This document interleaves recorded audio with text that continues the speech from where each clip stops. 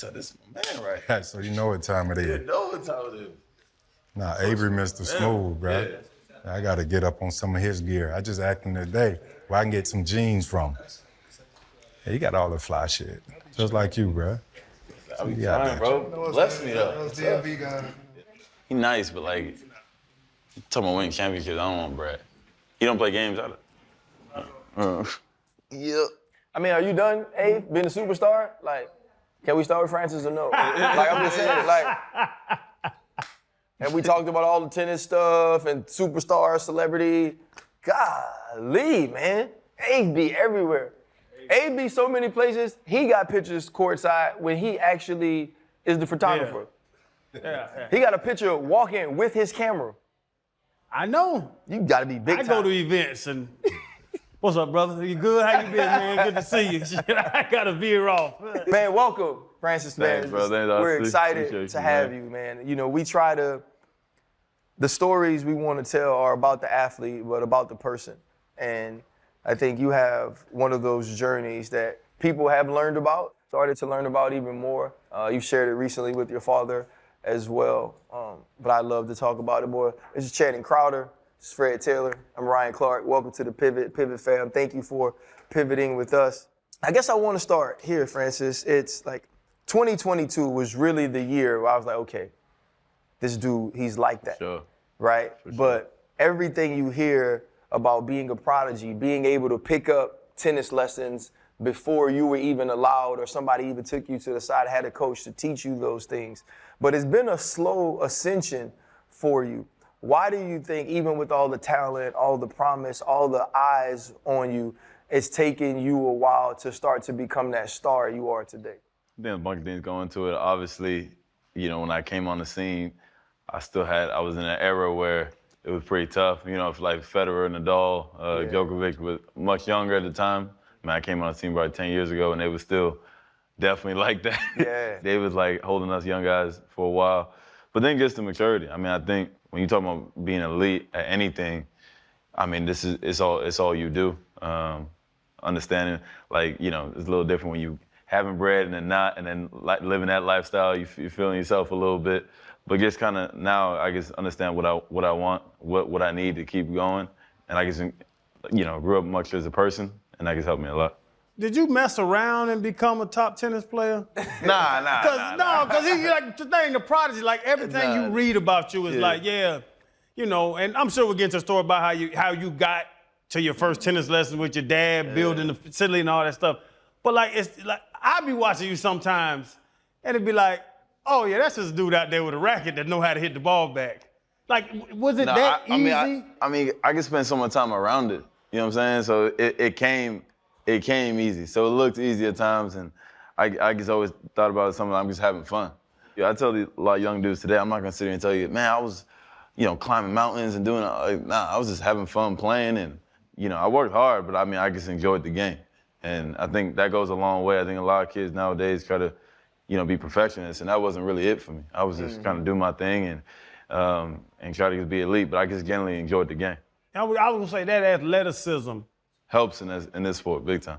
But does it? Because I done seen a lot of unathletic people become very successful. For sure. I mean, I definitely feel like if I picked up any sport from a young age, I would have, you know, it like rather than other tennis players, not so much.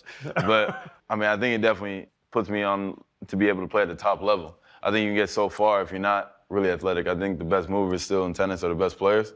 Yeah, I mean, I think I can fit in any kind of sport, but yeah, you can definitely get away with it being pretty unathletic. Your parents migrated from Sierra Leone to the U.S. in '96, right? Yeah. And your dad worked at the JTCC. If he didn't work there, would you have not picked up the sport? Oh, 100%. Me and my twin brother talk about it all the time. I mean, tennis is crazy expensive, so there's no way I would have played it. I mean, you know, it is like you grow up in the hood, you can pick up a rock and start playing. You play football like y'all. You just go in the back, get your homies, and you start playing. There's not much to it. And so, you know, tennis, you need rackets, shoes, pay the court time. I lived in D.C., so you know, it's cold. You got to play for the court time, and there was no way. My parents didn't even know anything about tennis, and we talk about it all the time, laughing. Like playing the U.S. Open, we got 20,000 people in the stands. Like, It's like, yo, like, we didn't even know the game 20 years ago. Like, now here you are, like, you know, Tiafoe, like, means a lot in this tennis space, you know what I'm saying? So.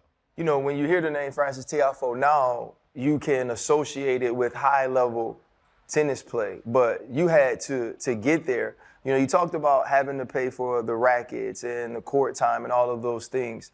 Were there ever any points in the journey where you thought to yourself, I won't be able to make it because of the means I need to be able to do it? Yeah, no, I mean, definitely got blessed on that sense with my dad being there, so a lot of things were free, but even still, like, you know, we was living like that, like handing down, you know, demo rackets that were behind the, you know, front desk, handing down clothes from dudes that were older than us, that me and my brother would just rock all the time. So it's kind of like, I was very definitely aware of that. I remember coming to my pops and I'm like, man, I'm trying to take this, you know, somewhere else. At that time really helped that Serena and Venus were playing. Yeah. So you watching them play against each other and I'm like, man, I'm trying to replicate that. I want to be doing that and be able to, you know, take care of the family and do things like that. And parents like, let's go to college, because for them it was like, you go to college, full scholarship, you know, you and your twin, you get a degree and then you kind of move on. I was like, man, I just seen it way before it happened. I have a little brother, but I'm much older than him.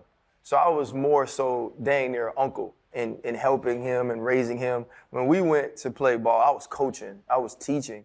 To have Franklin be that close to you and kind of be part of that journey early, how much did it help to be able to feed off of someone else's energy who was like you in the space? Yeah, I don't think I would be where I'm at without him. I mean, I feel like, I never had a dude that, you know, there's times where I'd be like, man, I don't know if I believe it, or like, you know, down, and he's very like, I mean, he's got no filter. He just says what's on his mind. So like, you know, if I'm being soft, he'll call it out, you know, but he was always like, man, you can do it, you special. And I would tell him things I wanted to do, and he always was my #1 fan behind it. And he was like, yeah, like, you're different.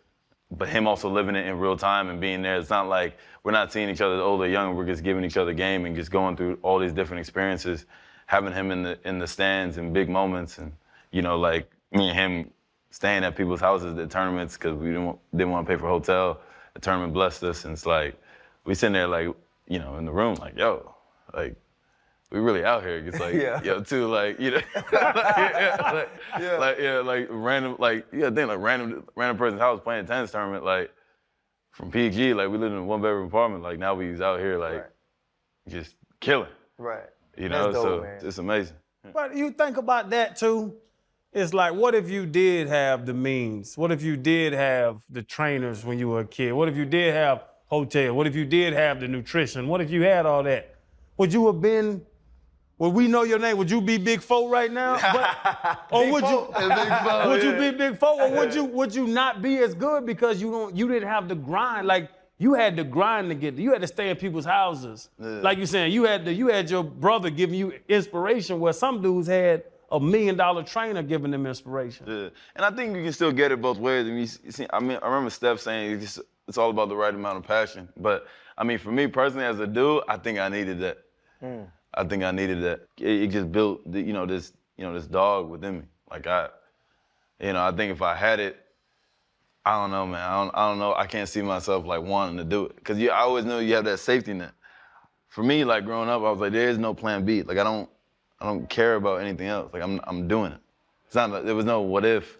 And I think a lot of times, you know, people like to be like, oh, well, you know, if this don't work, you know, kind of like Kobe said, like, I mean, you know, like, let's get more eggs.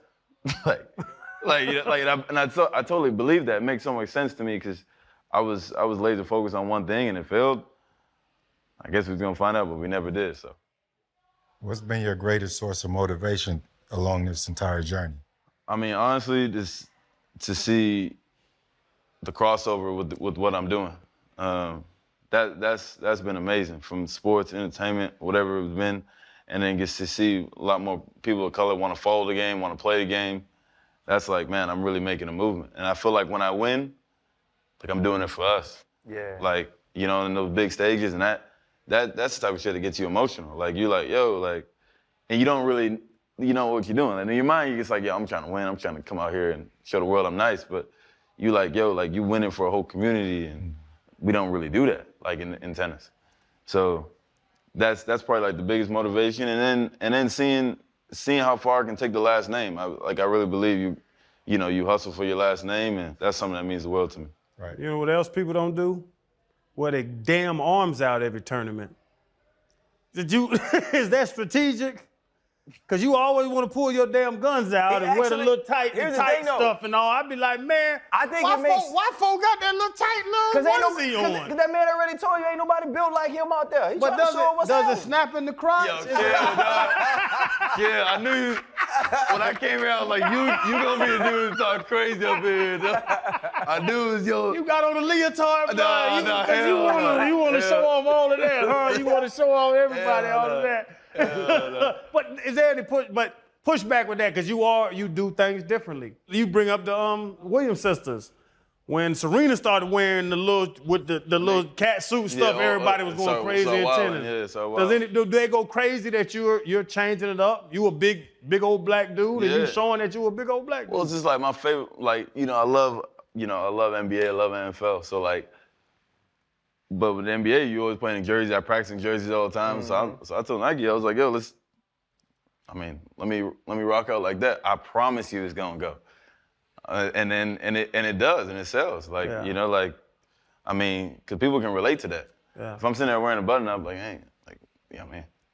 I be like, all right, like, you know what I'm saying? Like, but I mean, like, if I'm wearing, like, this dude out here is sleeveless, you know what I'm saying? Like, he doing, like, bronze silent. Like, this dude, like, really out here. Like, he really with it. Yeah. And so that's why I really like it. But as long as you like it, that means a lot to me, dog. Man, I fool with it, man. There's been James Blake, who was top 10, Arthur Ashe as well. You joined them when you made to the top 10. But when there hasn't been a lot of representation, especially at an extremely high level, there can become this pressure, right? Like this, like you talking about the U.S. Open. As that journey continues, now more of us start to come out because we're coming to see you. Bro, I'm telling you, though. Right? The viewership changes because they're coming to see you. How much of that do you feel you represent every time you do step out there to play a match? Yeah, because now I made 2 semifinals now, and I feel like as I'm getting closer, like every who's coming, they're like, man, I gotta be there for this. Like, and so, American hasn't won a slam in a really long time, but on that court, name after Arthur Ashe, I really want to get it done. I want to be the next guy to do it, and the first black guy to do it for a very long time. And there's a lot of pressure that comes with it. I'm not gonna even sit here and tell you there's not, but at the same time, it's an unbelievable opportunity. Like, I mean, for that to be your pressure, like, I feel like that's real first world problems. I mean, it's a huge honor for me, but it ain't gonna be easy. But I really believe I can get it done. I don't know what it's like, right, from an individual sport. We got to play team sports. That's the thing. And we talk about it all the time. Like, I love the fact that if Channing missed the tackle, I can make the tackle. That gives us another down. Or if my cornerback gets beat, I can go make the hit. Sure. We get a PBU, we play again. Yeah. For you, man, everything is important, right? Every single serve, every single return. And also, too, like, you know who the dudes are. Like, when we played Fred and them, I was like, oh, Lord. Yeah, that's what I'm saying. Right. But when you standing across from Nadal, bro, you know what I'm saying? And it's like, all right, it's just me and him. What is that feeling like for you? It's crazy because, again, like, I ain't got no one to lean back on. And you looking at him, it's like, like, that's like y'all's Tom Brady, you know what I'm saying? Like, that's y'all's Patrick Mahomes. Like, you looking at this dude, man, like, God dang, man, like, man, he's one of them ones. Like, not even in tennis, in sports. I mean, he's one of the best sportsmen of all time. So I'm like, man, I don't know if I'm going to be able to do this. Like, 2 times I played him before, he beat the brakes off me. So I'm like, all right. But I woke up and I was just like, I remember I told my team and I hit my brother like the night before. I'm like, bro, let's do something special, man. Like, shake up the world, why not? Like, he 36 now, like, I'm 24 at the time. Like, I'm like, let me get this dude out the way. But I was like, I need to come out guns blazing. But I remember, like, I seen him, like, he said, what's up? I don't say what's up. Like, I'm like, nah. I'm like, nah. Like, I like, instead of, like, being like, he's that guy, I'm like, nah. He said, what's up? I'm like, all right. Yeah. but you almost had to bring him down. Yeah, to say, like, I gotta go at this dude. Yeah, no, I'm like, no. Like, you're not getting in my head and doing all, like, nah. Like, no, I mean, saying what's up. I'm here to win. Like, and so, and then once you're out there in real time and you feeling it, the crowd kind of moving your way, you like, And then when you getting closer to getting it done, I'm like already tearing up, but I gotta finish. Yeah, I gotta finish this. I'm about to beat this dude. Yeah. And I remember when I won, bro, like, I never had no feeling like that. I felt like the world could stop. Like, I shook his hand. I don't even know what I said to dude. I was like, all right, man, get out of here. Start crying, get in my phone, everyone tweeting. You don't realize how many people, as you said, like, watching this thing. Braun, like, tweeting all this, and I'm like, yo, this is crazy. Right. And then after that, it just, shit changed instantly. How important is mental toughness in your sport? Because in football, like, we have to have a certain type of mental toughness. But RC was saying about your sport being an individual sport. And we had Nick on the show. Yo, is Nick on here? Yeah. Talking crazy. He was chilling. Yeah, he was chilling. He the man, though. That's my guy. He spoke about the mental fortitude that you have to have in the sport of tennis. For you, like, you seem tough out there, but we don't know what's going on behind the scenes. So how important is it for you to maintain a certain mindset to thrive in the sport? Yeah, I think people don't really understand. Like, I finished 17, 18 in the world this year. I didn't win not one tournament. You know, like, so you go in every week, there's only one winner, and you almost got to look at it like you almost got to fail better each and every week. I mean, there's only one winner, so, I mean, it's super tough. I mean, the house has got to be super clean, meaning everything around you, like, to be able to compete at a high level. Like, and you got to pick and choose your battles, but when you're out there, man, like, you got to be so present. You don't have a choice. Like, everything else is around you. Doesn't matter if you got personal problems. It don't matter. Like, there's no excuse. Nobody cares. So mental toughness is definitely, I mean, it's easier said than done sitting right here. I mean, when I'm out there, I mean, if I, like, you know, messed up a couple of shots, I'm like, man, it's some bullshit. But, I mean, it's a matter of staying in the moment. For me, you can stay in the moment and try to be elite at that moment. You say you were 17th in the world. Yeah, right now. I can't name 16 other tennis players. See, I can name you. That's my point. And like how, like those comments I love. Those comments I love. I feel like, and for sure, like, I want to be number one. I want to win hella Grand Slam, Wimbledon, US Open, whatever. But I like the fact that, like, and you bring up Nick. Like, me and Nick talk about it all the time. Like, we got the game, like, right here. Like, I feel like as far as, like, we talk about culture and, like, really taking it to another level. Like, it doesn't really matter what he's ranked or, like, if he's playing, you're gonna watch. Yeah. 'Cause you don't know what he's gonna do. Like, yeah, it's real. Yeah, you don't know what he's gonna do, and it's entertaining. When I'm playing, you're gonna watch. Like, and that's where I feel in an amazing position. But then at the same time, like, nervy, where it's like, yo, dang, like, you know, I can take this game to a whole nother level. Well, I've seen you break down one time on the internet. That's what I'm saying. I knew, when I seen him outside, I was like, man, he gonna be the one to bring it up. He gonna be the one to bring it up. You know what I'm talking about, bro. Like, that fine was heavy my daughter too, man. plays tennis, and she loves you to death, to be honest, Ava. That's love, But that's love. she brought it up to me. She was like, yeah, he went crazy one time. I went.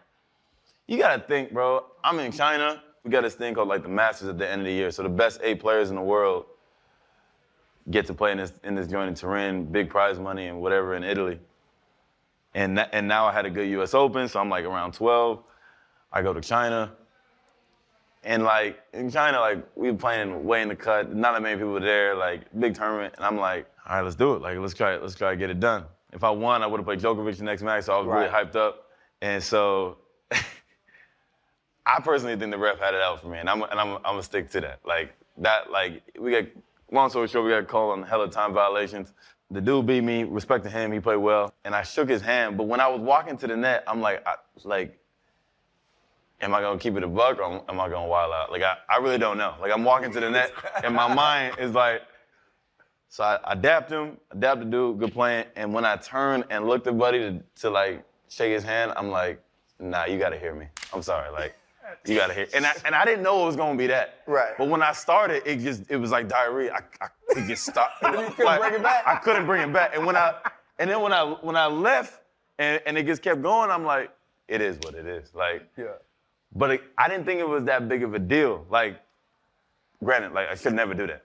Right. But when I came in the locker room, Brunson and Josh Hart hit me, and I'm like, oh no.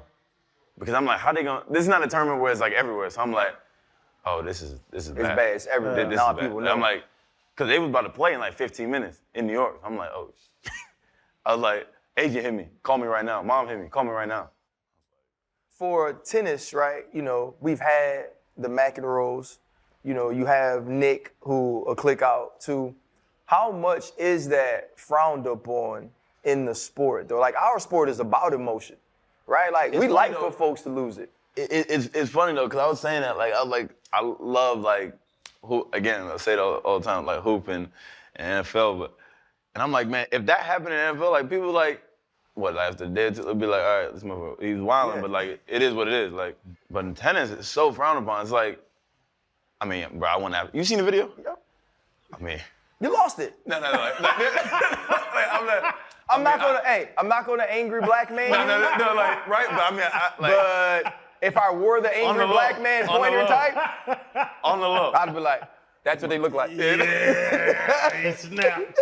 Hey, but also too though, just from. But that shows passion though. From my point of view, shows I care though, like I'm used to that. That's what I'm saying. So to me, it's not a big deal. Like I was like, oh, I get it.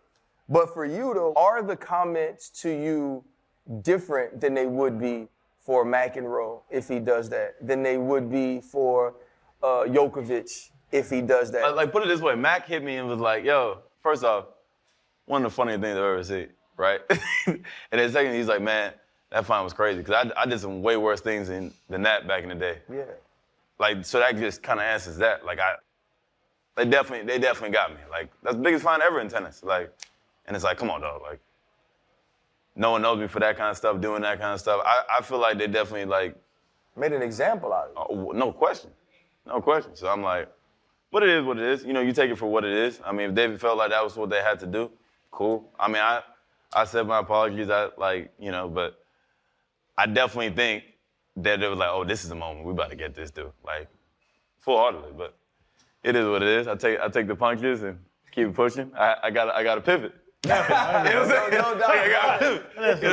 know the fine number. You made a lot more than that. So no. Yeah, I'm cool. I'm good. I sleep well at night. You got a text from Mac? You say you got a text from Mac? McEnroe, yeah. Like legendary John McEnroe. Yeah. That's like when Marcus Allen texts me. Yeah. Like I turn into a little fanboy because I grew up watching him.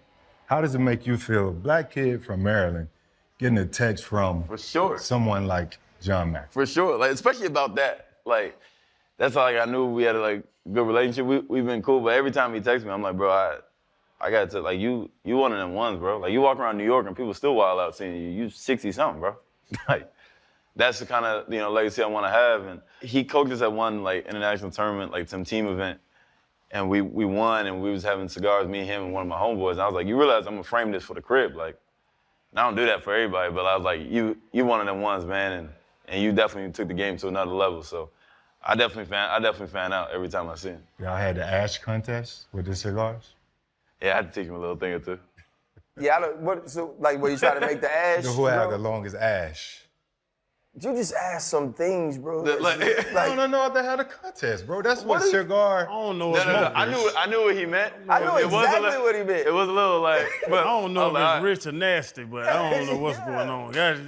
What, the ash contest? The ash contest. Yeah. You mean you smoke the cigar, you try to see how long you can get the joint to stay on the cigar, but it's just a very odd. Yeah, especially there's a lot of questions to ask, and Fred just jumped in. But that's Fred, man. I smoke different cigars than y'all. Man, get out of here. The type of cigars you smoke are legal everywhere. I smoke a homemade cigar. Yeah. So my thing is this. All right, folks. This guy got big issues, bro. So, folks. He said, yeah. So you, I know this is how we pivot. So you've already started to let the cat out of the bag, right? You was like, yeah, Brunson, Josh Hart hit me, and McEnroe text me, and I talked to Nick. You talk about a lot of famous people, right? You wasn't hanging out with Taylor and Travis or nothing like that before too, huh? Like when you supposed to be focusing on tennis, that never happened. You ain't that type of famous playing no tennis, folks. But for real, moments like that though, bro. And what Fred talked about, the way you came up in the game and the way that you have grown, part of that is the approach you have to it. It's part of your personality, your charisma, how you connect to people. But when you are in those moments and it's You know, it is the New York Knicks hitting you up before the game. It is the most famous pop star and the most famous football player in the world right now. When you're in those moments, do you ever sit back and think about how far you have come to be in those spaces? For sure, man. I'm sitting there like, and I say it in real time, like whoever I'm with, I'm like, yo, like, I'm not gonna take shots at Taylor Swift. Granted, I'm, you know, like, keep it a buck here, we here on the pivot, like I'm a Beyonce guy. But at the moment, I'm like, man, this is crazy. Like, she the biggest star, like, out here, like, and then like, you know, Trav and Mahomes, like they're like, yo, like we gotta have you in KC. Like them saying that is wild to me, and they roll out the red carpet for me.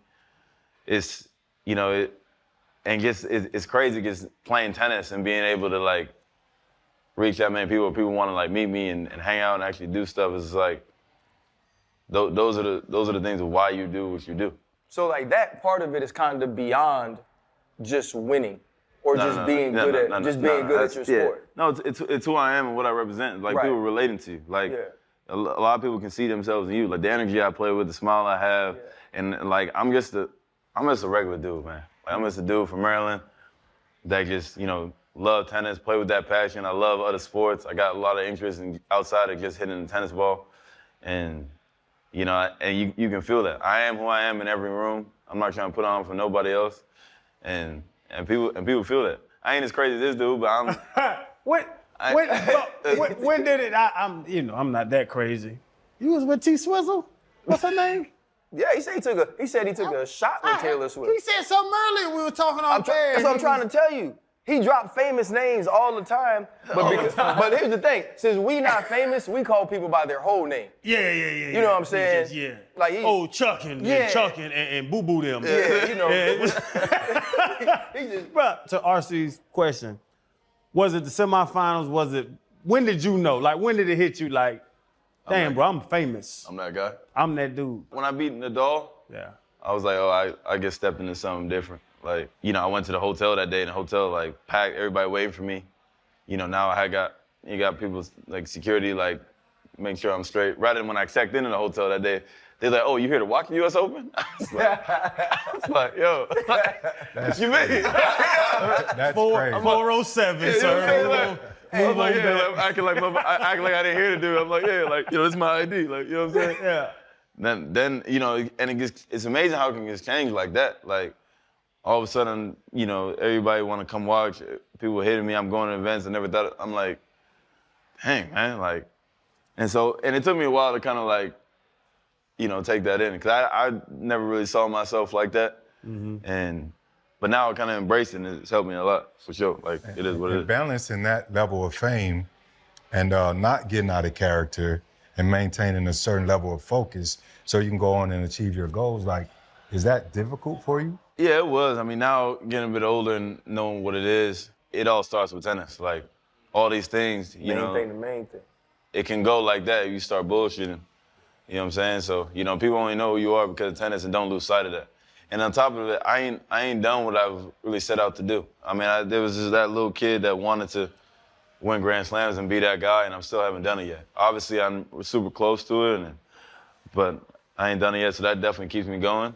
But I know there's more out there for me, but the biggest thing is learning how to say no. I mean, I'm definitely the type of guy who loves to, you know, make sure everybody good and this, that, and the other. But it's like, yo, like, I got a small window, and learning how to say no is definitely huge. That's a lot of challenge for guys that play football, right? And also saying no to family, friends that think you got it. You have those same issues? What?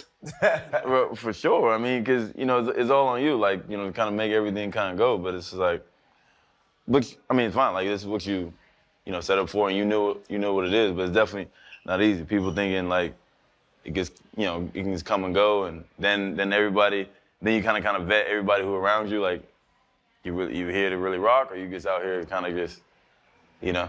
And then this is another dude I'm gonna have to, like, you know, take care of, whatever case may be. All of a sudden you got cousins out, everybody trying to kick it, everybody trying to do this, that, and the other. So we're just dealing with that, but that's why it's great to have good OGs around you, man, who like can like really like bless you, who've been in that position, because it's really hard. What's his career earnings? What's his career earnings? How you know I know? Because you're the career earning check Google man. everybody's. net worth before they come on the show. Well into the 8 figures. Hey, folks. Hey, so. Hey. Folks, you know, everybody's. Everybody. Yeah, Every show. Well into the 8 figures. He always says this, I don't count pockets, but I count pockets. I do count pockets. He's like, he count pockets. I gotta just see, like, I'm like, damn, that man made that kind of money. He moved like that. Like, I enjoy seeing rich people like yourself that just be chilling, like, damn, but I can always remind myself, shit, he richer than me. So my question is this, right? Like, This dude a fool. oh, he's the best, man. Yeah. In the individual sport, like you said, you walking out, you see Nadal, he speaks to you, and you're like, nah, not today, bro. It's whatever. How many close relationships can you have within the sport? You say you speak to Nick. Like, I would feel like there's only a certain select few people who know what your life is like, right? To know what it's like to be that. Can you have those sort of relationships if your job is to compete and beat everybody? Yeah, I feel like it's changed probably the last 3 years. I used to be close, especially a lot of American guys, like, and we still are very close. But I was like, bro, like playing Taylor Fritz in the semis of Grand Slams, it's like, in my mind, I'm like, you know, we went from good friends to like, I'm not gonna tell you what I'm going through. Like, I'm not, you know, like, we gotta keep a little, and when we done, it's all memories and we can talk and kind of reminisce on it, but it's like, there's so much at stake. You know, now we playing big matches. Even when Nick come back, like me and him gonna play in a big match, and it's like, we always gonna be cool and stuff, but there's probably gonna be beef in the match, like energy going, like, you don't know, ain't no telling. So there's a little bit of a difference now because I'm competing for that. Before, when I was like in the mix, it was like kind of whatever. But now that I know I can like really get it, I'm a little more ducked off, like just with my peoples. But I still got hella love for all. Yeah, we had Masai Russell on the show. Oh yeah. You know, and this was after we had, you know, Alasia on the show who, you know, we were all rooting for, and she hits the hurdle in the final.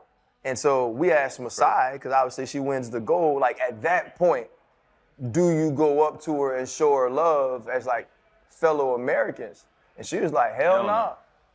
She was like, that's always going to be a competitor. And we were different. And you see football games, cats exchange jerseys, they work out together. Y'all team sport dudes are hilarious, man. Like, why is that? it's like, it's just, I love the vibe. Like, bro, I'm talking about my brother all the time. Like, but y'all like, you know, like exchanging jerseys, doing the whole thing, taking pictures, like, you know what I'm saying? Like, yo, what you on tonight? Like, you see somebody, yo, we out there. Like, bro, it gets, like, if someone beats me, like, we ain't cool again until I beat you again. Like, I'm not, like, in my mind, like, we're not, like, cool until, like, for a minute. Because you also gotta think, like, it's not like, for example, like a U.S. Open, it's not like, oh, I lost in the U.S. Open, oh, yeah, I'll be back next week. Like, that's it, bro. It's done. Right. So it's different. And for her, like, that moment, that's it. It's everything. That's it, bro. I'll see you in 4 years. Like, see you in L.A. Like, You can't sit and break bread, have a good time with a dude, and then play him the next day and just... No, that's fine. Yeah. I'm talking about, like, after, like, the battle. If I beat you, we ain't eating that night. Oh, if I beat, bro. So if yo, you man, win, hey, cool? bro. Great battle, dog.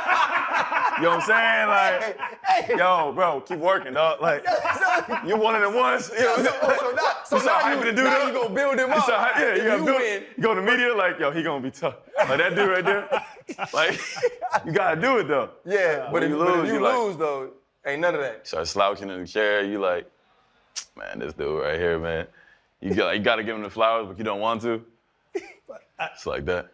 Hey man, the start of the new year is time to get your life in order and also get organized. For me, it's about my financial wellness. And thanks to Rocket Money, I'm getting all these subscriptions in one place. Dog, when I travel, I'm constantly trying to get on different sites and trying to understand and learn about our guests. So I subscribe and I always forget to unsubscribe later. So with Rocket Money, it's putting all those things in one spot and it's really helping me know that some of my financial goals are achievable. RC, I'm with you. You get that subscription, use it once or twice, and you forget about it. 85% of people have at least one subscription that they don't use, but they forget about it, and they keep paying month after month. Rocket Money got you with that. For me, Rocket Money is like my own personal assistant. I can use all my subscriptions in one place, and if I'm not using it, you can go in there and they can cancel it. You can even set it where they can cancel it for you if you're not using it. Rocket Money is a personal finance app that helps find and cancel your unwanted subscriptions, monitors your spending, and helps lower your bills so you can grow your savings. No more headaches. You can ask them to negotiate with customer service. You don't got to talk to them folks no more. Let Rocket Money do it. Hey, Rocket Money has over 5 million users and has saved over 500 million in canceled subscriptions. Saving members up to $740 a year when using all of the app's premium features. Cancel your unwanted subscriptions and reach your financial goals faster with Rocket Money. All you got to do, go to rocketmoney.com/pivot today. That's rocketmoney.com/pivot. Save you some money. And now, back to the show. We talk about different dudes. Randy Moss was one of them for me. Just on the field with him was like, I saw him jump up in the air and he had a 40-inch vertical. He was 6'5". He can get 14 feet in the air, and he caught the ball. And I was like, Coach, I can't do anything with that. Yeah. You might well do something else because if I'm on him, he's gonna score a touchdown. Yeah. You talk about Nadal, Fed, Joker, and all them dudes. Like you seen some top dudes. When you out there, like, have you ever been in a match where you see it like, oh shit, that ball's coming a little faster than usual. That little spin is special. Like, do you see when you play the best, is it that much different in the semifinals than it is in the round of 32? Whatever? Yeah. No, 100%. All the time I play the dog, like, I'm like, man, this dude's different. You can get, like the energy, not only the energy he has, but the energy the crowd has for him. Or you feel like the Mac is in your hands, and then he starts turning around with a couple of shots. I'm like, oh, that's a little different. Like, I hit that against most dudes, that don't come back. With him, it come back with interest. Like, and then you like, Boy said with interest. yeah, like, you like, yo, like, all right, you gotta slow down, big fella. Like, all of a sudden, the vamos is a little louder than when you playing another dude. That, like, other dudes, you like, he getting hyped, but he does it. You like, yo, he coming. Like, Right, he really feel it. Yeah, like you feel it. So you can, and it's a little different. And in tennis, it's funny, man. Before the match starts, they talk about your accolades. So like this is stuff that let's really mess you up. So like in tennis, you come out. The higher ranked dude always comes out second. Cool. So we coming out. I come out. You know, little young black dude, whatever. Like, oh, Francis Tiafoe, okay, cool. Like, mind you, 24,000 packed, and like, yeah, that's cool. Like, half. He come out, everybody standing up, roaring, and then now we do like the 5-minute little warm up, whatever. And they say, oh, Francis, you won 3 titles, young American, whatever. And him, 91 titles, 20-something Grand Slams. Best of all time. And you sitting there like, I gotta get this motherfucker out the way. Like that, and then you go sit down and it's like, okay, play. You like, yo. Yeah. That hits a little different. Yeah. Have you gotten used to that because you've been in more of those sorts of matches? Because I would have to imagine as a really young player, when you're first getting into those sorts of matches, you pay attention to that stuff. And like I know for me, like I had to just see him as a nameless great face, right? And I was like, look, no matter what happens, if you get this ball and this is the situation, I'm gonna hit you right in your face, man. I don't care, right? But I had to grow to that. Like my first year, I wasn't like that. My second year. I'm with you. I'm with you. Did you have to grow into that? I'm with you. And that was like, I really struggled to beat those dudes because I just gave them too much love, bro. I was like, man, these dudes different. Like I was seeing them, I'm like, they don't look real to me. You see them so much on TV, you like, yo, Fed, like, dude playing, he don't sweat. Like, why you not sweating, bro? Like, you know what I'm saying? Like, why your shirt ain't wrinkled a little bit? Right. Like, we've been out here 4 hours, you ain't changed the t-shirt yet. Like, what's up, bro? Like, you know what I'm saying? Like, no, real. Who's talking about like Michael Jordan like that? Yeah, like, I'm like, this dude, he's different. Like, something like, can you imagine playing, like, you playing him and like, MJ in his box. Like, you like, this dude's a little different. Like, I got my mom and my twin in my box. You know what I'm saying? Like, what's going on with this dude? Like, so that was a little tough for me. But then, as you said, like, name is a great face. Like, and as you get to it, you like, man, is this dude? Am I just gonna let this dude take all the keys? Like at one point where like you gotta see me. Like, I gotta get you out the way. Like, you gotta shake my hand and like you pissed. Like, So I have a question for you, right? Like, there's like the sportsmanship, right, of tennis is different than football, right? So the sportsmanship, you guys walk up to the net and, even like you say after when you win, obviously you talking about Nadal, you're going to be like, he's one of the best ever, this and this. But I already know, like when I have a cold game, when we do media, I'm straight up, man, it's a great game, man, thank God, whatever. But like if my homeboys there, when I get to the house, I be like, man, I bust they ass, bro. Hey, like, I be like, he's sorry, he suck. You know what I mean? When you get to the crib, do you What? act? Bro, what? Talking crazy. I'm like, yo, like, I'm telling the homeboy, I'm like, Rafa's my son. Like, it's just like, yo, what you mean? I'm like, nah, he my son. Like even my brother, like, yo, you gotta stop, bro. Like, you can't say that, bro. Like, I'm like, nah, like today was light work. Like, was you really tripping? You weren't really tripping today. But in the media, I'm like, bro, like, you know, the fact that I was even able to share the court with them, like, I think tennis won a day. It's not even really about the outcome. And you saying it dead serious, though. Yeah. Right. But in my mind, I'm like, man, I beat the brakes off this dude. Hey, in his mind, he like, I'm really like that. I really like that. Like, for real. That's why I love, like Ant Edwards, man. Can you imagine? He'd be like, nah, like, I can bust their ass today, bro. Yeah. Young dudes can do that, like, but, like, I guess, man, I couldn't imagine coming in there, like, beating a dog and being like, nah, he's sorry. That sort of attitude in tennis, how do you think that would be received? The next match, I'm getting booed on the walkout, for sure. For sure. So if you just, after the match, just said, nah, man, I played Nadal, and it was light work today. You know, the other couple of times I played him, he was better. Today, it wasn't even close. Like, and that's just what it is. You think you would get booed? What? A great like him? That would be. I don't even want to know. I wouldn't even want to know. But you thinking it though. That's the thing. Like you thinking it, even though it's like you gassing yourself, like you in the moment, like you don't really believe it, but like, part of you do. Like yo, like I'm the one and he not. Like he had his time. And could it ever change? Cause I'm like I said, my daughter plays and I get up, start clapping. They be like, you can't cheer for other errors, but you can cheer if there's. I don't understand the rules of it. But could tennis ever get to a point of where you don't feel that way? Like I got a, what is it, gentleman's sport, whatever it is. Could it evolve? Because a lot of sports evolve. So it's funny because I'm a big advocate for like, you know, people walking around when they playing, because we trying to get younger fans, so people walking around when they playing, they can come in and out. You know, they don't got to wait for changeover to come in the stadium. Like, and it's funny because when I'm playing, there's a lot, obviously, as I said, like dudes like y'all who come from different backgrounds. So I'll be having dudes come out there and they standing up midpoint. I had like a big circle. Oh, get his ass! Like, whoa!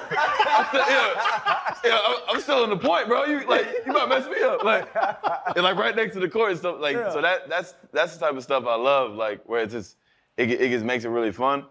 But yeah, I mean, there's times where I've gotten in like, code violations and stuff like that. Cause I'll be like, man, I'm the fucking one. Yeah. Like, cause I be saying that in real time. Like, yeah. And you take it for what it is. But I mean. There's times where I'm definitely like that in real time, like right after the match, like on the court. When I get to the press and I calm down, but I think it'll be good because then you'll be like, oh, this dude's different. Like he's. You know how they say the twins can feel your emotions, right? Oh, for sure. What does Franklin ever come back and tell you about the way you perform? Frank, when you said that day I played Robert, you said you woke up that morning, you said. I was like, he gonna win. And then I just had to get everybody else to believe it too around me. Like, today's the day. Let's go. Yeah, he woke up that morning, he hit me. He's like, yo, I feel different about the day. What you think? And I was like, I feel like it's gonna be one of them days. Did he feel that tingle when you crashed out? Yeah. When I won and I started crying, it was over with.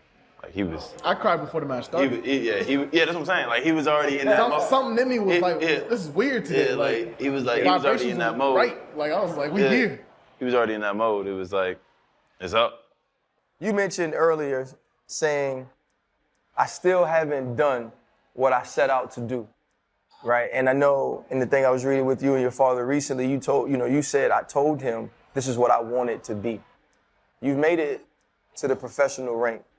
You've been in big time matches. What is success to you? What will that look like? Yeah, for me now, look, I mean, I've done it for a while. The last 3 years have been really, really, really, really good. I got a top 10. I've beat great players. But, I mean, success, man, I want my name in the same sentence as Serena, Venus, Arthur Ashe. Like, a black dude to win a Grand Slam. And that's just, and I'm not no African-American shit, no, a black dude to win a Grand Slam. Like, nothing would mean more to me. Like, and that name embroidered in that thing forever. And it's never coming off. Preferably in Wimbledon and the US Open. I think those two are like the mecca of our sport. because, like y'all, like NFL ain't done, NBA gets finished, so everybody gets watching that. Summertime, like everybody gets watching those two events, so that's success to me. At that moment, I would be like, you know what? I can't say shit to me though. it is what it is. Like whatever happens after that, no telling. But well, how do you get there? If you've been doing this for so long, you mentioned for a little bit the greats, the Federers, the Nadal, the Djokovic. That was their battle, that trio. How do you get to the point to where guys walk into the match with you and they're like, hey man, that's 4 on the other side? For me, honestly, the biggest thing is consistency and how I approach every event. I think there's a part of me that still kind of picks and chooses when I want to give everything I have, and that's just the reality of it. And then I think that's just down the line. Like, when you really locked in, like that's not just, I'm coming on the field and I'm locked in. You locked in on everything you're doing. You locked in on warm-ups. You locked in, how you eating. You locked in how you sleeping. And I think making that more of a lifestyle so I can be elite or close to elite each and every week I play. And then I think that's going to get me from being in the mix to getting it done. Who the baddest thing to ever swing a racket, male or female?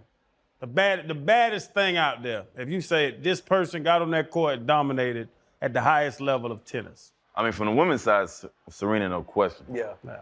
What she did was Stupid. what? Bro, No, really. No, like. Period, point No, blank. that's not like, I'm talking about like, she's an MJ, she's Braun, like she's different. Yep. Like the people I've seen like bring like the impact she has, she's different. And then Federer for me. There's 2 of my favorite players, Federer and then this other black dude, French dude, Gael Monfils. Monfils. I've never seen him do athletic like him ever, bro.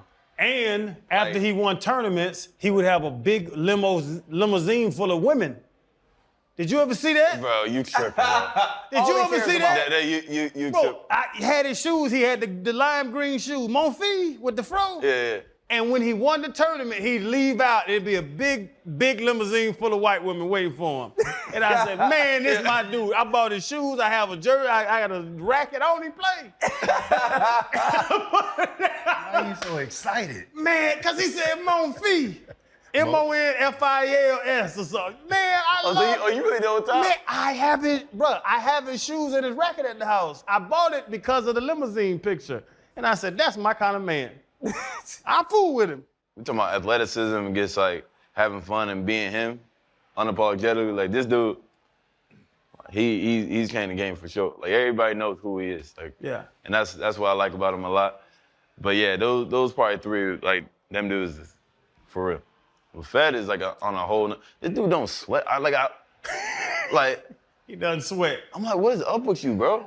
Bro, there's no way. Like we out here battling. Like one time I really should be actually at the U.S. Open. I'm 19, and I'm like, I remember we went to like the last set.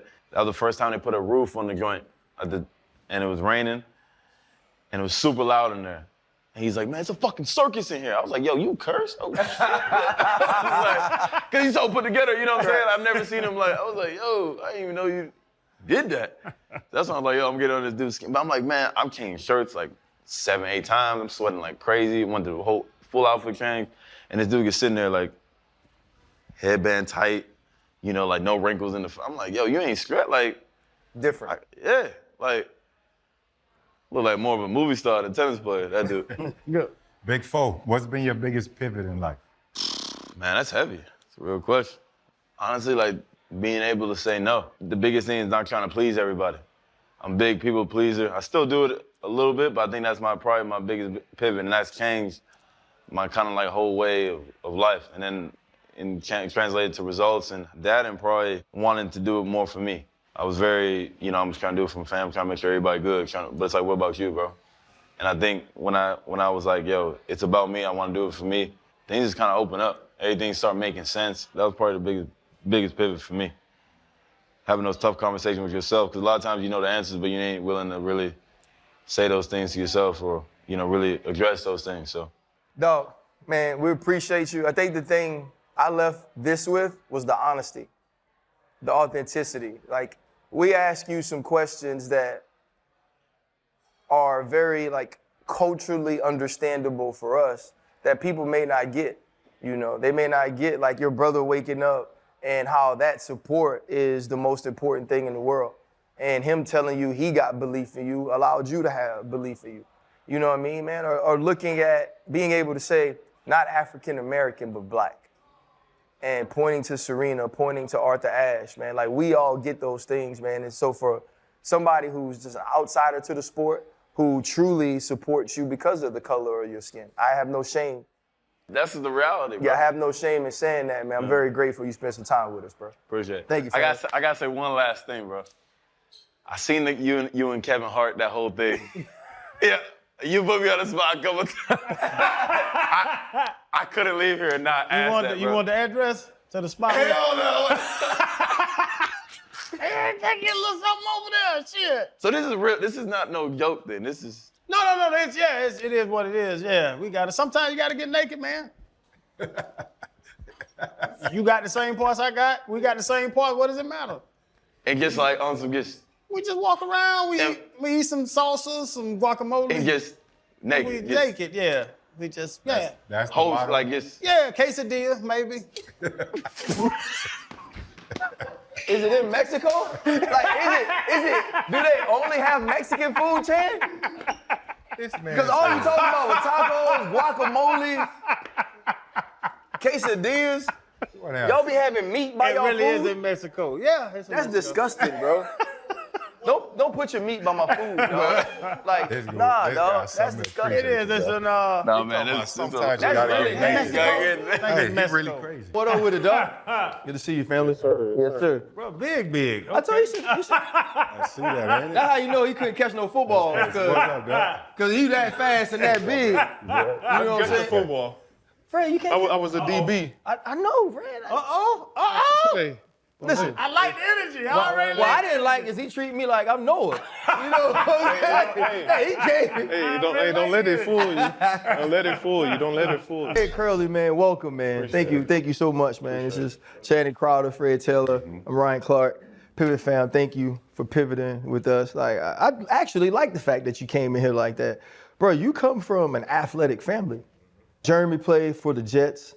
I think your sister jumped in college. Brother ran as well. For you, growing up, was it the competition of being in an athletic family that kind of gave you the drive to get where you are now? I feel like definitely that where to come from. My pops was a hooper. He played in Kansas. My uncle played for the Pistons. He won a championship in '89. Oh, okay. Phoenix Dembo. Yeah. So he won a championship in '89. But I come from a competitive family, so it's a win-win situation all over. So definitely a competitive family where I come from. Like a lot of sport, like our sport is glorified. Track's really not glorified. Like, why go that direction? Because, you know what I'm saying, if you ain't Usain damn Bolt, like, you're not glorified. So for me, like, I actually broke my collarbone. I actually walked on to run track.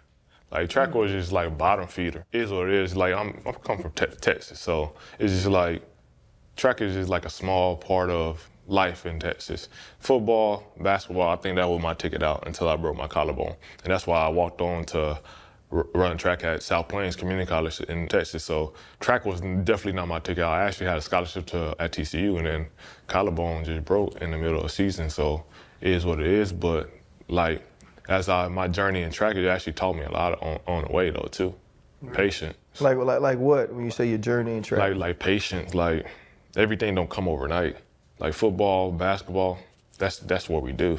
But track is just like, you got to learn and take patience with the stuff that going on when track and field. It's just like, everything is not gonna come at once. Like, you practice for years on end for 9 seconds, 19 seconds, 43 seconds.